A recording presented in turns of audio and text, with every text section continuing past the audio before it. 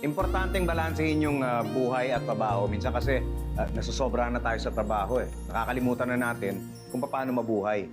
Pagtanda naman natin, di naman natin sasabihin na sana dinalasan ko yung pag-overtime para mas malaki yung kita ko, di ba? Madalas ang maiisip natin sana mas marami tayong naging oras kasama yung mga kaibigan natin, yung pamilya natin. Kaya hinay-hinay lang. Mas importante ang buhay kesa sa hanap buhay.